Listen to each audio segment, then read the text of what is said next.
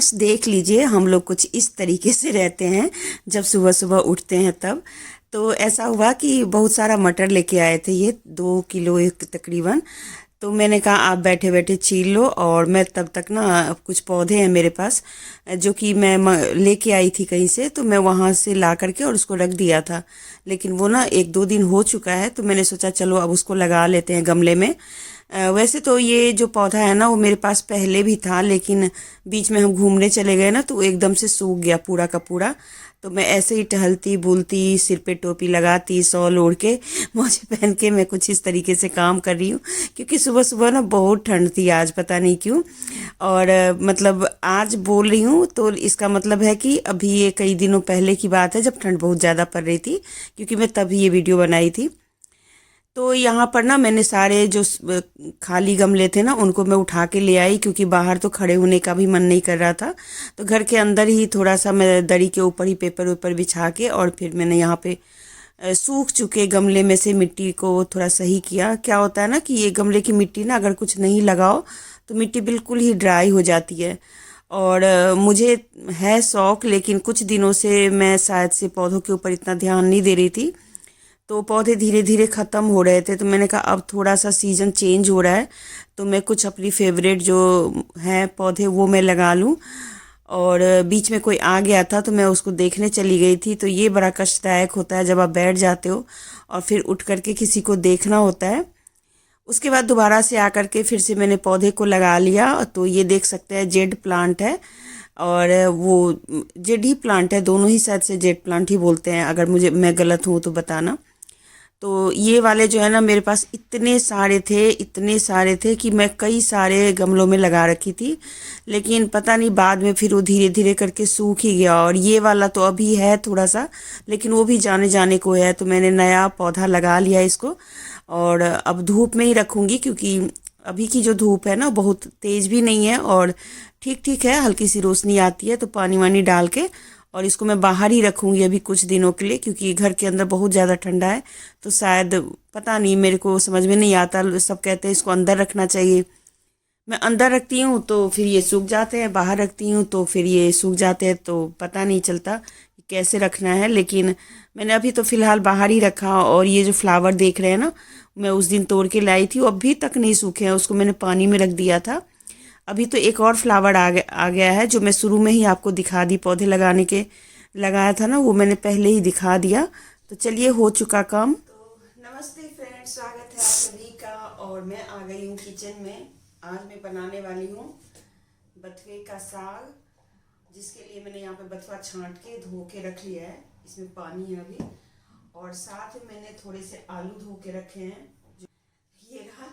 तो ये आलू को उबालूंगी और साथ में थोड़े से बैंगन डाल के, बथुए का साग हमारे में बोलते हैं, बथुए का साग, भात और आलू का चोखा, आलू का सन्ना, कुछ भी बोल सकते हैं, सन्ना। तो ये 3 चीज़ें हमारे यहाँ का बहुत ही फेवरेट खाना है इस मौसम में। और मैंने इस सीजन में ना मुश्किल से एक दिन खाया बथुए का जो साग होता है ना वो। तो आज मैं अच्छे से बनाऊंगी, थोड़ा सा अलग तरीके से, आप लोग देखना। और बथुए का साग ना बहुत ही फायदेमंद होता है, तो आप लोग जितना खा सकते हैं इस मौसम में उतना खाइए। और अभी मैं तैयार हो गई हूँ, क्योंकि ना मुझे खाना बनाने के साथ साथ मुझे थोड़ा सा आज जाना पड़ेगा किसी मार्केट, क्योंकि कुछ ऐसा चीज़ चाहिए जिसके लिए मुझे जाना ज़रूरी है। और मैं अभी बालों में धूप लगा रही थी, तो इसलिए मैंने खोल के रखे हैं, क्योंकि कभी कभी ना धूप लगाना चाहिए, नहीं तो डैंड्रफ हो जाता है बंद बंद से ना, लगता है ना। तो चलिए, आजकल तो मेरा यही चल रहा है, कुकिंग। और आप लोगों का क्या चल रहा है जरूर बताइएगा, आप लोग कैसे हो जरूर बताइएगा। मैं पूछूंगी, आप लोग बताएंगे नहीं, तो इसलिए मैंने पूछना बंद कर दिया है। और आप भी नहीं पूछते ना मुझे, तो मैंने भी पूछना बंद कर दिया है। बस मैं वीडियो बनाती हूँ, डाल देती हूँ, आप लोगों को जितना मन होता है देखते हैं, नहीं तो मन होता है नहीं देखते हैं। किसी वीडियो पे मेरे को आप लोग 2000 व्यूज़ दे देते हो, और किसी पे मुझे 50 व्यूज़ भी नहीं देते हो। तो चलो, ये सब आप लोगों की इच्छा है। और मेरा तो मन लगता है इस वीडियो को बनाने में, तो इसलिए मैं बनाती रहूँगी, डालती रहूँगी, और आप लोगों को इंटरटेन थोड़ा बहुत करती रहूँगी। वैसे अगर आप कभी मुझे देखेंगे ना, तो मैं बहुत ही हल्की फुल्की बातें करती हूँ, मुझे ज़्यादा चीज़ें डीप समझ में नहीं आती है। डीप कोट समझ में आती है, बाकी चीज़ें दुनियादारी की जो बहुत सारे लोग उलझे उलझे बातें करते हैं ना, वो नहीं समझ में आती। तो यही है मेरी ज़िंदगी का फंडा, जो हल्के फुल्के चीज़ों के साथ तो यहाँ पर मैंने कढ़ाई में तेल चढ़ा दिया, सरसों तेल, और उसके अंदर मैंने 5 फोड़न जैसे कि राई, अजवाइन, जीरा, सौंफ, ये सारी चीज़ों का पचफोड़न होता है वो मैंने डाला। और इसके अंदर मैंने एक बैंगन काट के डाल दिए। ये बैंगन बहुत बड़ा था इसलिए इतना सारा हो गया। और इसको मैं थोड़ी देर के लिए भूनूंगी। तो ये जो बथुआ है ना, इसको बनाने के वैसे कई तरीके हैं, लेकिन जो थोड़ा सा पुराने ज़माने वाला मतलब दादी नानी वाला जो स्टाइल है ना, उस तरीके से मुझे ज़्यादा अच्छा लगता है, तो मैं उसी तरीके से बना रही हूँ। तो बैंगन जैसे ही थोड़ा सा गल जाएगा ना, तो उसके बाद फिर बथुए के साग को डाल देना होता है। और उसके बाद इसके अंदर हल्दी नमक डाल के और इसको छोड़ देते हैं। वैसे आप चाहे तो यहाँ पे हरी मिर्च भी इसके अंदर डाल सकते हैं। और उसके बाद इसको अच्छे से गलने दे एकदम धीमी आंच पर। और जितना ही ज़्यादा ये गलेगा ना, उतना बढ़िया से ये बनेगा। तो देखिए यहाँ पर ये थोड़ा सा गल गया है, पानी इसका बहुत सारा निकल गया है साग का। तो अब इसे मुझे ना खूब सारा मिक्स करना है, मथना है मतलब। तो जितनी ताकत है ना उतनी उसी के हिसाब से मैंने यहाँ पे मथ लिया। और देखिए इसका कलर कैसा हो गया, जबकि हल्दी मैंने डाल दी थी।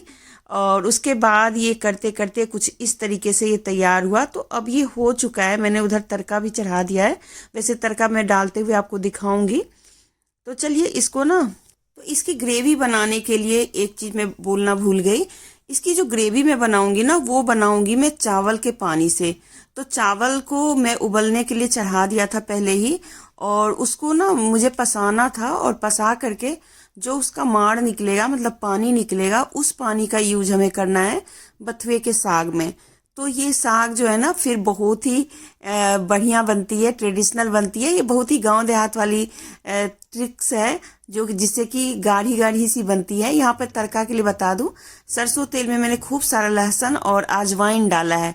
आप कहेंगे अजवाइन का तड़का पहली बार देख रही हूँ, लेकिन सही बोल रहे हैं। ये बिहार में ना इसमें बथुए के साग में ना अजवाइन का ही तड़का लगता है। और सूखी लाल मिर्च, लहसुन और मैंने अजवाइन डाल दिया। और इससे ना 2 चीज़ों में तड़का लगाऊंगी। एक तो इस साग के अंदर, तो इसको खूब अच्छे से मैं पहले उबाल रही हूँ। और मैंने आलू पहले से उबाल के रखे हुए हैं, तो देख सकते हैं यहाँ पे आलू उबला हुआ है, इसको तोड़ के रख लिया मैंने। और अब इसके अंदर स्वाद अनुसार नमक डाल देंगे। तो जो मैंने पहले ही बताया था कि आलू का चोखा बनाऊंगी मैं, तो यहाँ पर थोड़ा सा तेल और जो भी उसके अंदर है वो सारी चीज़ें इसके अंदर डाल दी है।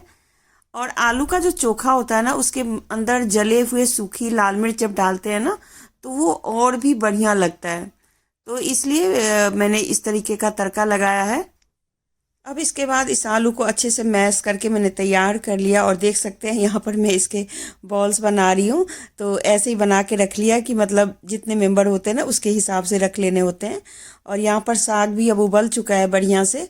बस इसके अंदर जो तड़का बचा था ना, वो सारा तड़का इसके अंदर डाल दिया, छौंका लगा दिया मतलब। तो हमारे में तो छौंका ही बोलते हैं, तड़का नहीं बोलते, तो छौंका ही लगा दिया।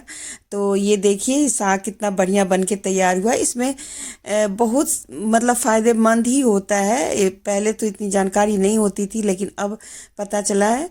वीडियो अच्छी लगे तो ज़रूर लाइक शेयर सब्सक्राइब कीजिए। मिलते हैं फिर, बाय बाय।